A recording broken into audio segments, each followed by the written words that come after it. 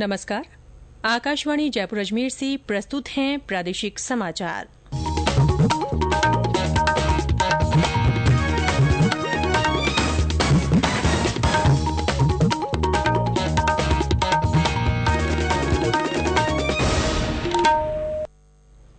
समाचारों के साथ मैं रितिका गुप्ता। राज्य मंत्रिमंडल की आज जयपुर में मुख्यमंत्री अशोक गहलोत की अध्यक्षता में बैठक हो रही है। इसमें राज्यपाल द्वारा विधानसभा का सत्र आहूत करने के लिए दिए गए परामर्श पर चर्चा होने की संभावना है। गौरतलब है कि कल राज्यपाल कलराज मिश्र ने राज्य सरकार के सामने विधानसभा का सत्र बुलाने की अनुमति देने का कुछ शर्तों के साथ प्रस्ताव दिया था। उन्होंने कहा था कि सरकार को 3 बिंदुओं पर स्पष्टीकरण देकर राजभवन को प्रस्ताव भेजना चाहिए। इस पर मुख्यमंत्री अशोक गहलोत ने कल देर रात विधायक दल की बैठक को संबोधित करते हुए कहा कि राज्यपाल का जो दूसरा पत्र आया है, सब मिलकर उसके बारे में विचार कर नया प्रस्ताव तैयार करेंगे। प्रदेश में आज कोरोना संक्रमण के 406 नए मामले सामने आए हैं। इसके साथ ही संक्रमितों की संख्या बढ़कर 37,970 हो गई है। सबसे अधिक 179 मरीजों की पुष्टि अलवर जिले में हुई है। चिकित्सा विभाग की ओर से जारी रिपोर्ट के अनुसार जयपुर में 44, अजमेर में 42, नागौर में 36, भीलवाड़ा में 26, बाड़मेर में 16, कोटा में 15, श्रीगंगानगर में 14, झुंझुनू में 13, बांसवाड़ा में 11, बारां में 4, दौसा में 2, झालावाड़ और सवाईमाधोपुर में 1-1 और अन्य राज्यों के 2 लोगों में कोरोना संक्रमण की पुष्टि हुई है। प्रदेश में फिलहाल 10,452 कोरोना मरीजों का इलाज चल रहा है। इस बीमारी से अब तक 640 लोगों की मृत्यु हुई है।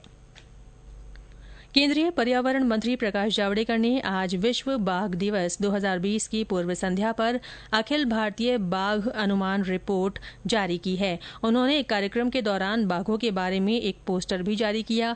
नई दिल्ली में मीडिया को संबोधित करते हुए उन्होंने कहा कि दुनिया में बाघों की कुल संख्या में से करीब 70% भारत में है और बाघों की संख्या की दृष्टि से हमारा देश पहले स्थान पर है। श्री जावड़ेकर ने कहा कि 1973 में देश में केवल 9 बाघ अभयारण्य थे और अब इनकी संख्या बढ़कर 50 हो गई है। उन्होंने कहा कि भारत दुनिया में बाघों की संख्या बढ़ाने के लिए मदद देने को तैयार है।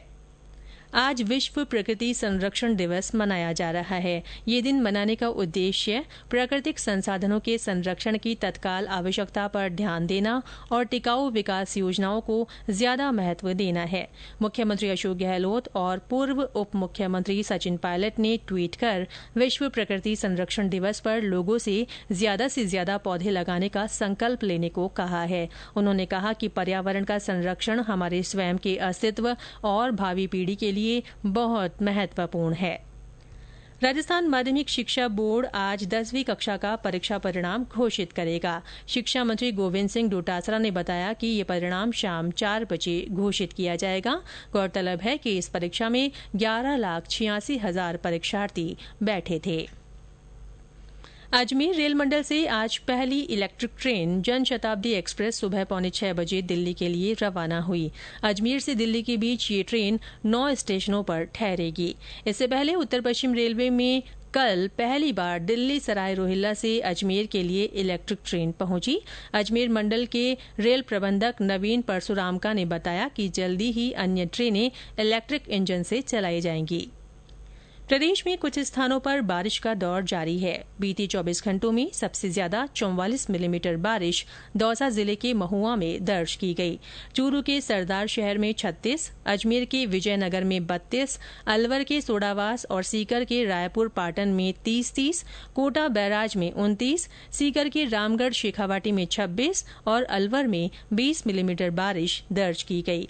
और अब आकाशवाणी जयपुर की विशेष अपील। श्रोताओं, कोरोना से बचाव के लिए घर से बाहर हमेशा मास्क पहनें, 2 गज की दूरी बनाए रखें, बार बार हाथ धोएं या सैनिटाइजर से साफ करें और बहुत आवश्यक होने पर ही घर से बाहर निकलें। इसी के साथ प्रादेशिक समाचार बुलेटिन समाप्त हुआ। हमारा अगला बुलेटिन राजस्थानी में दोपहर 3 बजे प्रसारित होगा। नमस्कार।